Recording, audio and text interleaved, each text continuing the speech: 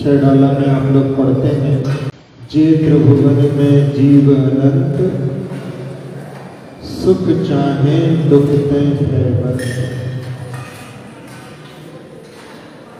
संसार का प्रत्येक प्राणी दुख से भयभीत होता है, दुख से बचना चाहता है।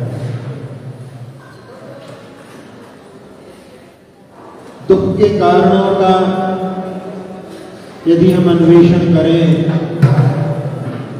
तो जिनेंद्र भगवान की वाणी में तत्वार सूत्र के 6 अध्याय को देखें तो उसमें दुख, शोक, तापा, क्रंदन, वध, परिदेव नान्यात्म परोभय स्थानान्यसत् विद्यसे। दुखी रहना, दुखी करना, अपने लिए भी और दूसरों के लिए, दोनों के लिए स्वयं पर है, दोनों हैं। और दुखी की सारी वैरायटी इसमें है। शोक करना, ताप, किसी ने कुछ बोल दिया, कोई गलती नहीं है फिर भी किसी ने जो है डांट दिया, तो वो मनी मन में जो पीड़ा का भाव बना रहता है वो संताप ताप कहलाता है। शोक उसको कहते हैं जो कोई उपकारक का जब वियोग हो जाता है तो मन में तीव्र पीड़ा का भाव होता है, उसको शोक कहते हैं।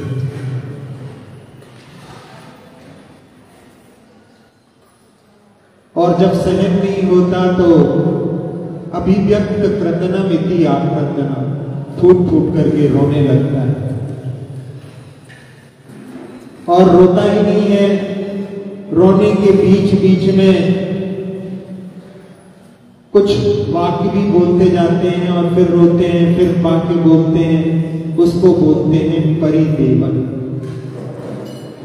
अपने उपकार के लिए कि अब वो नहीं रहे तो अब हमारा काम कौन करेगा, ऐसे जो बीच बीच में बोल करके रोते हैं उसको परिदेवन कहते हैं। और इसी के साथ साथ में है वध, जिसमें प्राणों का वियोग करना वध कहलाता है।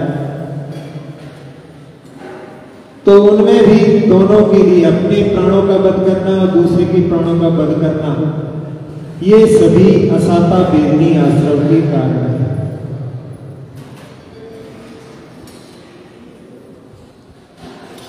साता असाता का उदय चलता रहता है, अंतर अंतर मूर्त में परिवर्तित होता रहता है। लेकिन हम यदि दुख से बचना चाहते हैं तो हमें अपनी मानसिकता को परिवर्तित करने की आवश्यकता है। जहां अनंत सुखी भगवान के प्रतिदिन दर्शन करने आते हैं और यदि फिर भी हम दुखी रहें तो वो तो ऐसी ही बात हो गई कि जल बिच मीन प्यासी, मोए सुन सुन आवे हासी।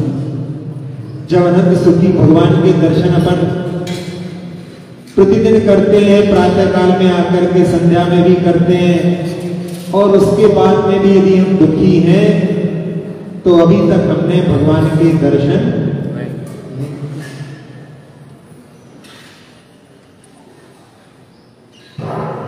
कई लोगों की दुखी रहने की आदत पड़ जाती है,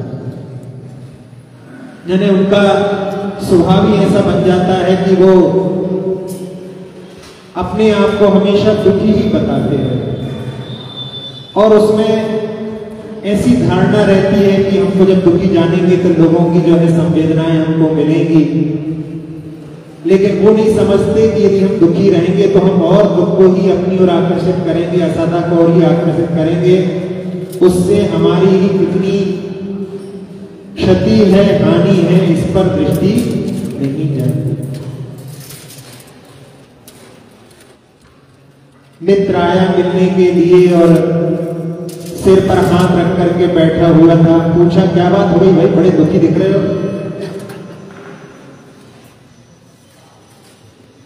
कहा 4 हफ्ते पहले एक हमारे दूर के रिश्तेदार खत्म हो गए थे और उन्होंने वसीयत में हमारे लिए बहुत सारी संपत्ति छोड़ कर गए। अरे कह रहे ये तो जो है खुशी की बात है, तो इसमें क्यों रो रहे हो। अरे कह कोई बात सुनते नहीं हो, सुनो तो सही। हाँ सुनाओ सुनाओ। 3 हफ्ते पहले मेरी पत्नी का भी कोई रिश्तेदार मर गया, उसने भी जो है कुछ संपत्ति मेरे लिए जो है सौंप करके गया है। पत्नी के नाम भले ही लेकिन मिलना तो अपने को। पहले यही तो खुशी की बात है, पहले पूरी बात तो सुनो।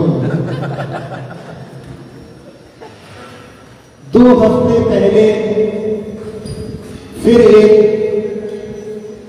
जिनकी मैंने बचपन में सेवा की थी, रिश्तेदारी तो कुछ नहीं थी लेकिन प्रभावित थी, तो उन्होंने भी हमारे लिए बहुत सारी संपदा सौंप करके वो भी स्वर्गलोक चली गई।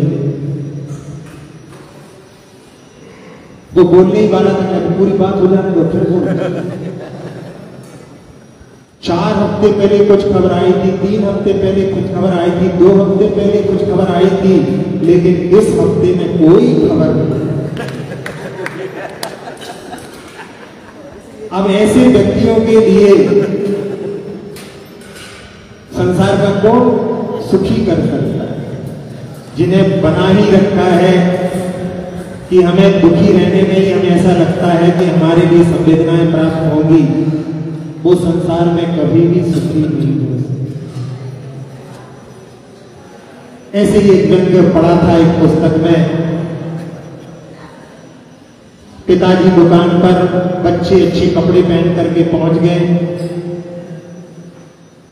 पिताजी कहने लगे देखो हम तो कितनी मेहनत करते हैं और ये देखो लुटाते रहते हैं,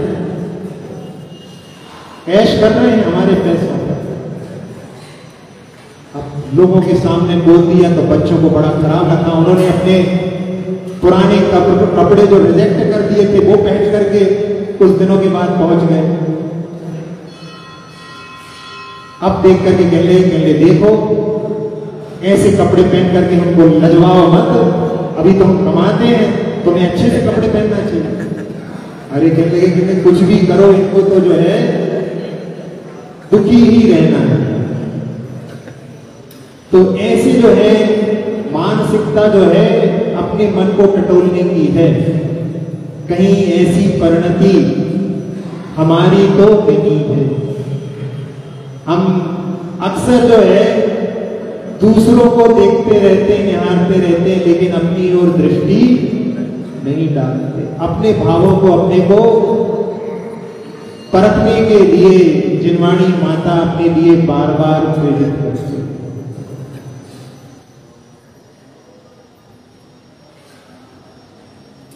शोक जब किसी का वियोग हो जाता है तो मन में बहुत ऐसे भाव हो जाते हैं, जब देखो जब चेहरे पर उदासी छाई रहती है।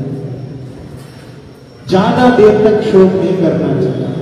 थोड़ा तो स्वाभाविक है, किसी का जब वियोग होता है, इतने दिनों का संबंध रहता है तो शोक होता है, लेकिन बहुत जल्दी उससे जो है निवृत्ति अपने लिए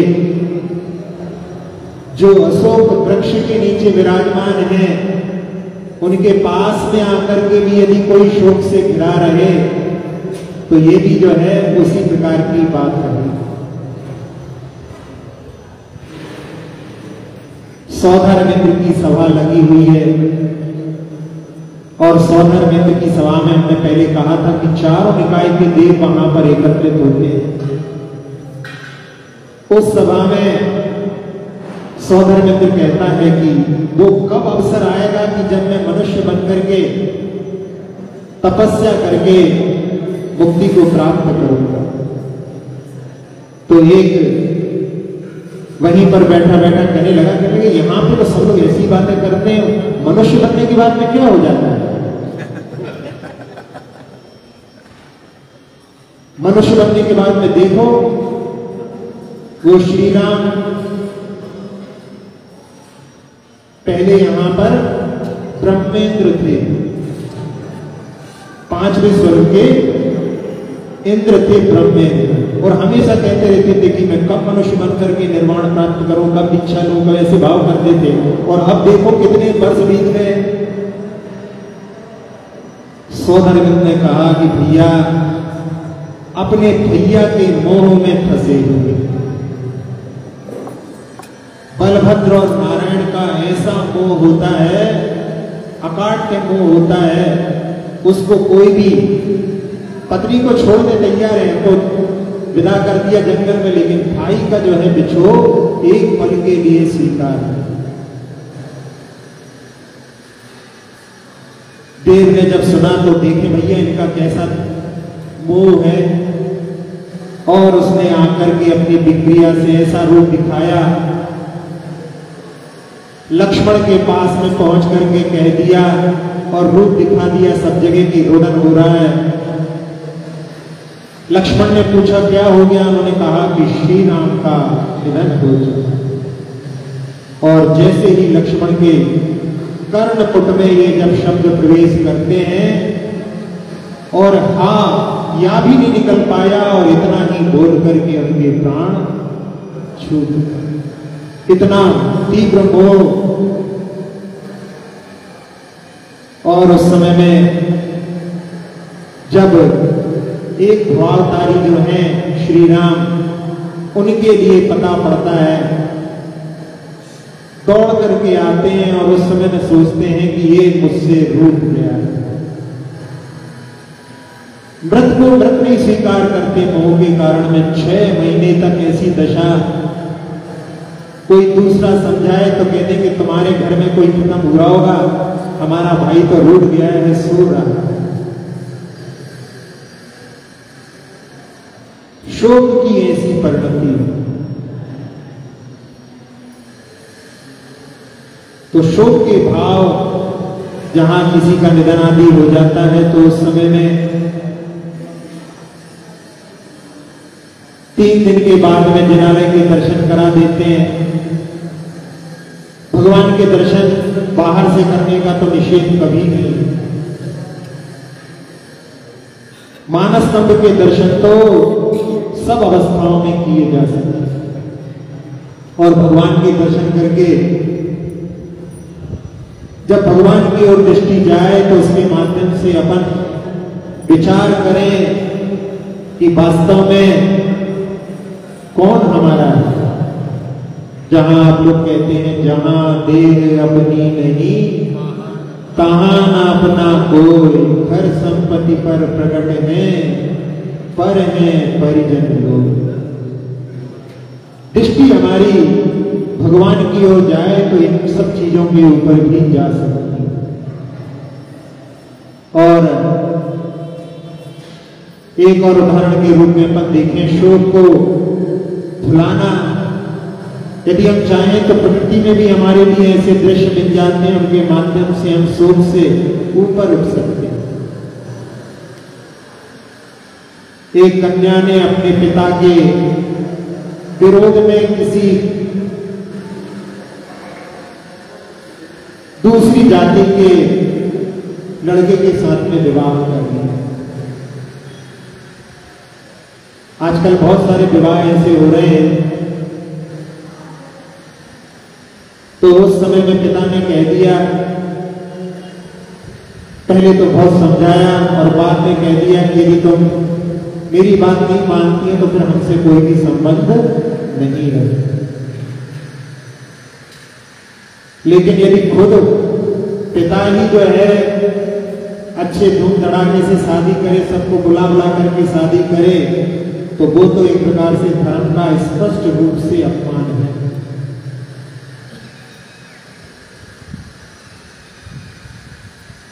तो उस समय लड़की जो है मोह के कारण, तीव्र राग के कारण चली गई। और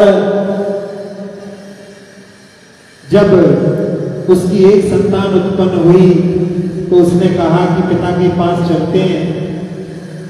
कहते हैं कि मूल धन से ब्याज ज्यादा प्यारा होता है। पुत्री से उसका पुत्र जो है, नाती जो है, नाती पोते ज्यादा प्यारे होते हैं, उसके कारण में पिघल जाएंगे।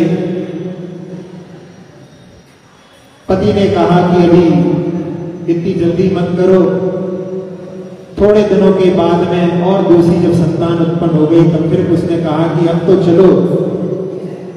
तो पति ने कहा ठीक है अब चलते हैं। पुराना जमाना था, बैलगाड़ी में बैठ करके ससुराल की ओर जा रहे थे और रास्ते में मौसम खराब हो गया, बरसात होने लगी, कहीं रुकना पड़ेगा। जगह ढूंढने के लिए पति गया और उस समय में बरसात के कारण सब जगह जो है पानी पानी था। एक झोपड़ी दिखाई दी, शोर पड़ रहा था कि रास्ते में उसको एक सर्प ने डस लिया और वहीं पर उसके प्राण पखेरु उड़ गए। अधिकतर लोग तो भय के कारण मर जाते हैं, भले ही वो सर्प जहरीला हो या ना हो, लेकिन नाम ही उसका भयभीत करता है। पत्नी ने जब देखा अब ऐसी जगह पर क्या करें, 2 बच्चे हैं और उनको लेकर के एक को गोद में और एक को पैदल, अब बैलगाड़ी कैसे चलाएं, तो उसको वहीं छोड़ करके और अपने पिता के नगर की ओर चली। भयानक पानी बरसा है और उसके कारण में रास्ते में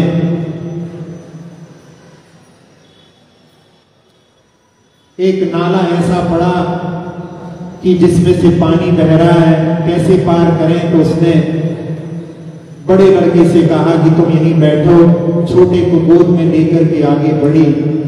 और बरसात का पानी है तो सारा नाला जो है गंदा है, दिखाई नहीं दे रहा कि कहां पर गर्त है, गड्ढा है।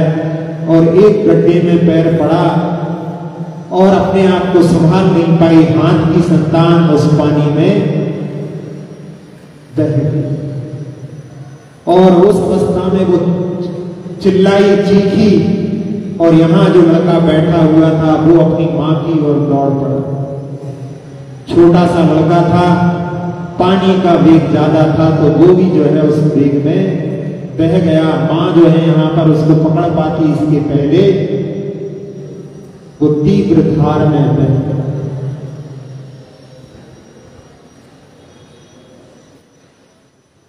जैसे तैसे रोते रोते उस नाले को पार करके, और उसका जो बहाव बहुत दूर तक दिख रहा है, कोई उम्मीद नहीं कि अब उनको पकड़ पाएंगे।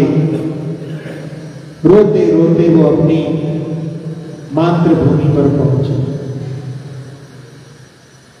जहां जिस घर में उसका जन्म हुआ था। जब उस स्थान की ओर आगे बढ़ी तो देखा वहां पर पूरा राख का ढेर लगा हुआ है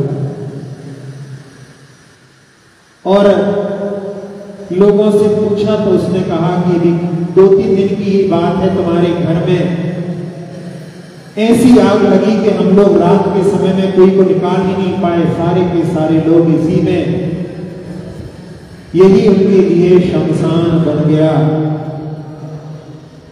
अब वो महिला वहां पर रोने की बजाय हंसने लगी। लोगों ने समझा कि इसकी तो जो है विक्षिप्त अवस्था हो गई और वो हमेशा हंसती रहती थी, घूमती रहती पागलों जैसी उसी नगर में। एक बार एक साध्वियों का संघ वहां पर आया, उनके पास भी जाती थी और उन्होंने श्रावकों से कह करके उसके लिए कुछ औषधि आदि दिलवाई। धीरे धीरे उसका मानसिक संतुलन ठीक हुआ, लेकिन फिर भी पुरानी बातें याद करके वो अक्सर रोती रहती। उनको साधवियां समझाती थी संसार के बारे में, लेकिन उस समय तो समझ में आ जाता था, लेकिन जब स्मृति में आता था तो फिर वो रोने लगती। एक बार स्नान करते करते एक लोटे को पानी भर करके अपने ऊपर डाला, पानी थोड़ी दूर जाकर के सूख गया। दूसरा लोटा फिर उससे थोड़ा आगे बढ़ा, तीसरा लोटा और आगे पानी गया। देख रही थी उस दृश्य को, और उस दृश्य को देखते देखते आज इसको वो बात समझ में आई कि संसार में जीवों की जो है आयु अपनी अपनी, कोई जो है बाल्य अवस्था में खत्म हो जाते हैं, कोई युवा अवस्था में खत्म हो जाते हैं, कोई अदृढ़ अवस्था को पहुंच पाते हैं। बहुत कम लोग जो जाकर के अंत में पूर्ण आयु को जी करके मरण को प्राप्त हो। तो आज उसको ये कि कुछ ऐसी भी संतान आई थी कि जो छोटी अवस्था में ही खत्म हो गई। पति जो है युवावस्था में चला गया, इस घर में बुजुर्ग भी चले गए और अदृढ़ भी चले गए। कभी कभी ऐसे दृश्यों को देख करके अपाय विजय धर्म ज्ञान की जब दृष्टि जाती है कि लोगों का दुख दूर कैसे हो, तो उस समय में उन बच्चों के लिए कि जिनकी मां छोटी अवस्था में छोड़ करके मर जाती है, कितना दुख होता है उन लोगों के लिए, इनका दुख कैसे दूर हो। मन में उस समय में यही भावना आती है कि हे भगवान, इस संसार में बच्चे कभी भी जो है अपनी मां को ना खोएं। जब युवावस्था में विवाह होने के थोड़े समय में ही जब पति का देहांत हो जाता है, तो उस नारी का जीवन जो है बड़ा ही मुश्किल हो जाता है। ये भी जो है भाव आते हैं उस समय में कि ऐसा जो है किसी के साथ ना हो। और वृद्ध पिता के सामने उसका पुत्र जब मरण को प्राप्त होता है, पिता जब अपने पुत्र की अर्थी उठाता है, वो भी एक बहुत ही दुखप्रद स्थिति होती है। वो भी जो है किसी के साथ ना हो, लेकिन शोक की स्थिति ऐसी बनती है तो वो कि संसार के जितने भी संयोग होते हैं वियोगमय होते हैं। संयोग हुआ है तो वियोग अवश्य होगा, ऐसी धारणा रख करके अपने लिए शोक से जितनी जल्दी अपन उपरत हो जाते हैं, उतना अपन आशाता के आश्रय से बच सकते हैं। लेकिन जितने समय तक शोक से ग्रसित रहेंगे, उतने समय तक जो है निरंतर असाता का आश्रय होगा। इसलिए अपने को उस शोक से भी ऊपर उठने के लिए सतत प्रयास करना चाहिए। तीसरा है आक्रंदन। आक्रंदन यानी अभिव्रक्त क्रंदनम, फूट फूट करके रोने लगना। आप लोग जब किसी के यहां देहांत हो जाता है तो बैठने जाते हैं, बुंदेलखंड में उसके बैठने के लिए आते हैं। आप लोग क्या बोलते हैं? बोलते हैं। तो वो उस समय में जिनके यहाँ पर गमी होती है, वो फूट फूट करके रोते हैं, समझाते हैं उनको। लेकिन कई कई बार ऐसा होता है कोई रुदन नहीं करता है, तो उस समय कहते हैं देखो ये तो रो ही नहीं रहे, इनको लगता है उनके जाने का गम नहीं है। यदि ऐसे भाव यदि अपने आ रहे हैं, इसका मतलब अपन शोक का समर्थन कर रहे हैं, क्रंदन का समर्थन कर रहे हैं, उससे अपने लिए भी असाता का आश्रय होगा। इसलिए अपने लिए कभी भी ऐसी भावना नहीं करना चाहिए। कोई नहीं रो रहा है, बहुत रो चुके हैं, कब तक रोएंगे? शोक से ऊपर उठ करके, शोक से ऊपर उठने के लिए ये अपने लिए हमेशा रखना चाहिए। एक बार हमने शायद पहले भी सुनाया हो कि किसी के घर में चोरी हो गई, और चोरी होने के बाद में व्यक्ति सोचा चलो भैया उनसे पूछ आए। उनके घर पहुंचे तो सब लोग बिल्कुल मस्त थे। गए तो उनके सामने जो है मिठाई परोस दी। उन्होंने कहा हम तो सोच रहे थे कि भैया यहाँ पे सब लोग रोग आ रहे होंगे और यहाँ पर तो जो है मस्त है सब लोग। उन्होंने पूछा कि भैया वो घटना घट गई थी, तो वहां पर जो मेरा अरे छोड़ो, कब तक रोते रहेंगे उसके लिए। ये कहलाती है उससे ऊपर उठने की। यदि अपन उसी बात को लेकर के रोते रहेंगे तो अपन निरंतर जो है असाता का आश्रय करते हैं। ट्रेन में चढ़े, एक जेब कट गई, उतरे, मित्र ने कहा अरे यार बहुत दुख हुआ तुमसे। अरे आज तो पार्टी हो जाए। अरे क्या बात कर रहे, तुम्हारी जेब कट गई और बोल रहे पार्टी हो जाए। कहले 2 जेब थी, जो जेब कटी है उसमें बहुत कम गया है, लेकिन जो बची है उसमें बहुत सारा है, इसलिए अपने को तो खुश होना चाहिए, आज तो पार्टी हो रही है। ये दृष्टि यदि है तो ऐसी स्थिति में, शोक की स्थिति में भी व्यक्ति खुश हो सकता है और उसमें भी जो है सदा के आश्रम से बच सकता है। आप लोग भी धंधा करते हैं, कई लोग अनाज का भी धंधा करते होंगे, रख लिया, बेच लिया। अब उसमें जो है कई बार बेचने के बाद में भाव बढ़ते हैं तो लोग रोने लगते हैं, अरे यार काय को बेच दिया, अरे जितना फायदा हुआ है उसका आनंद मनाओ ना। लेकिन नहीं, असाता के आश्रम से बचना जो है सबके बस की बात नहीं। एक ने जो है लॉटरी के टिकट खरीदे, लॉटरी लग गई और फिर भी रो रहा था। पूछा क्यों रो रहे हो? कह रहे मैंने 2 टिकट खरीदे थे, 10 रुपए फालतू में बर्बाद कर दी, एक भी तो लॉटरी लगी। ये दृष्टि भी हो सकती है और उसके कारण व्यक्ति दुखी हो सकता है। तो ऐसे जो है शोक के कारण, दुख के कारण, आक्रंदन के कारण, इनसे अपने लिए जितनी जल्दी हो सके, वो रोना थोड़ा घटना घट जाती है, रोना पूरा अपने दिल का जो मलाल निकालने की एक बार रोना, वो उसको कोई रोक भी नहीं सकता। वो तो साधुओं के भी कभी कभी अभिव्यक्त खंडन हो जाता है जब किसी का बिछोह होता है, लेकिन हमेशा ही रोते रहे। आप लोगों ने सूरदास का नाम सुना होगा। कहते हैं उनके बहुत सारे भाई थे और वो सेना में लड़ने के लिए जाते थे और उसमें उनका वहां पर सेना में जाते हैं तो निधन होना स्वाभाविक है। और कहते हैं कि सूरदास पहले आंखों से अंधे नहीं थे, लेकिन अपने भाइयों के वियोग के कारण में इतना रोए कि उसके कारण में उनकी नेत्र ज्योति चली गई। असाता के आश्रय के कारण में कितनी बड़ी हानि कर ली। तो अपने लिए बहुत जल्दी इस आक्रमण से भी ऊपर उठ जाना है। और इसके बाद में है वध। किसी भी प्राणी का वध अपने निमित्त से ना हो और अपने भी शरीर के ऊपर अति भारारोपण नहीं होना चाहिए। बहुत ज्यादा टेलीविजन आदि देखेंगे तो अपन अपनी आंखों की क्षति करेंगे, कान में लगा करके सुनेंगे तो उससे भी कान लोगों के फूटने लगे, बल्कि कई बार कान में लगाए ही चलते हैं और एक्सीडेंट हो जाते हैं। तो वो भी जो है अपने बद के लिए कारण बन गया, वो भी जो है अपने लिए असता के लिए आश्रम, क्योंकि इसमें लिखा है स्वयं पर और उभय सबके लिए, असता के लिए, आश्रम के लिए कारण। तो दूसरों का भी बदना हो, अपना भी बदना हो, दोनों के बदने पर निमित्त ना बने, वो जो है वो भी असता से बचने के लिए कारण होना चाहिए। और सबसे आखिरी में है परिदेवन। फूट करके रो रहे हो, बीच बीच में सुनाते जा रहे हैं कि वो चले गए, अब हमारा कैसे गुजारा होगा, ये कहलाता है परिदेवन।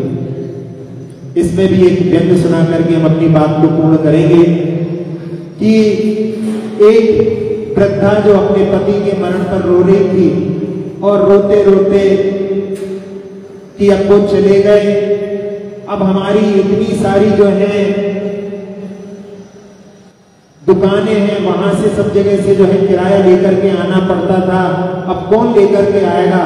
तो एक व्यक्ति ने, जो सुनने वाले थे, समाज के लोग इकट्ठे थे, उसने कह दिया चिंता मत करो, हम संभाल लेंगे। फिर जो है वो रोते रोते, फिर वो जो आदत थी वो जो है फिर कुछ रोने के बाद में फिर एक आध सेंटेंस सुनाया कि इतने सारे हमारे पशु हैं, अब उनको कौन संभालेगा। तो फिर उसी व्यक्ति ने जो है फिर कह दिया कि चिंता मत करो, हम संभाल लेंगे। और थोड़ी देर बाद फिर जो है उसने कहा कि इन्होंने बहुत सारा लोन भी जो है बैंक से ले रखा था, उसकी किस्त कौन भरेगा। अब इस बार जो है किसी के मुख से जो है कोई भी शब्द नहीं फूट रहे थे, तो सब लोग उसी की ओर देख रहे थे, भैया तुम्हें 2 काम संभाले, तीसरा और संभालो। तो कहने क्या भैया सारे काम हम ही संभाले और कोई समझ में नहीं है क्या।